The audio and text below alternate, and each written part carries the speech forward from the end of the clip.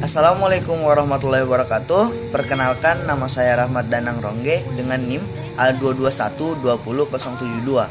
Saya berasal dari Fakultas Keguruan dan Ilmu Pendidikan, Prodi Pendidikan Biologi kelas D. Pada video kali ini kita akan membahas tentang percobaan 1, yaitu pengenalan alat laboratorium dan K3. Adapun tujuan percobaan ini yaitu yang pertama, mengidentifikasi beberapa macam alat dan menggunakannya dengan benar. Yang kedua, mengenalkan peralatan kesehatan dan keselamatan kerja atau K3 di laboratorium. Yang ketiga, mampu menggunakan peralatan K3 di laboratorium dengan benar.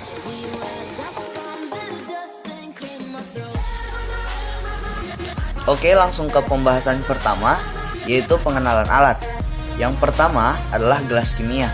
Gelas kimia ini berfungsi sebagai wadah untuk mencampurkan suatu larutan dan wadah untuk menempatkan suatu larutan. Yang kedua adalah gelas ukur. Gelas ukur ini berfungsi untuk mengukur suatu volume larutan. Yang ketiga adalah corong dan kertas saring. Corong berfungsi untuk memindahkan suatu larutan dari wadah satu ke wadah yang lainnya. Kertas saring berfungsi untuk menyaring suatu larutan. Yang keempat adalah Erlenmeyer.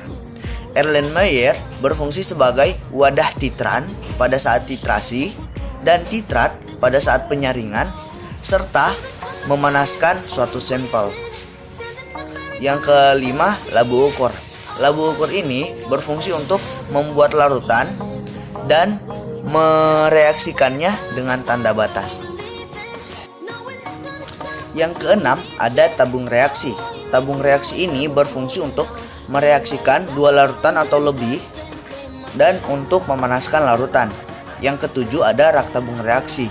Rak tabung reaksi ini berfungsi untuk menyimpan tabung reaksi. Yang kedelapan, ada gegep atau penjepit. Gegep atau penjepit ini berfungsi untuk menjepit tabung reaksi pada saat pemanasan. Yang kesembilan, ada plat tetes. Plat tetes ini berfungsi untuk menyimpan cairan yang diteteskan. Yang ke-10 ada gelas arloji. Gelas arloji berfungsi untuk menimbang suatu bahan kimia dan sebagai penutup gelas kimia pada saat penguapan. Yang ke-11 ada batang pengaduk. Batang pengaduk ini berfungsi sebagai alat untuk mengaduk suatu larutan. Yang ke-12 ada spatula. Spatula ini berfungsi untuk mengambil bahan kimia berupa padatan atau kristal. Yang ke-13 ada termometer. Termometer ini berfungsi untuk mengukur suhu suatu larutan. Yang ke-14 ada pipet tetes. Pipet tetes ini berfungsi untuk mengambil larutan dalam skala tetesan terkecil. Dan yang terakhir adalah botol semprot. Botol semprot ini berfungsi untuk menampung aqueduct.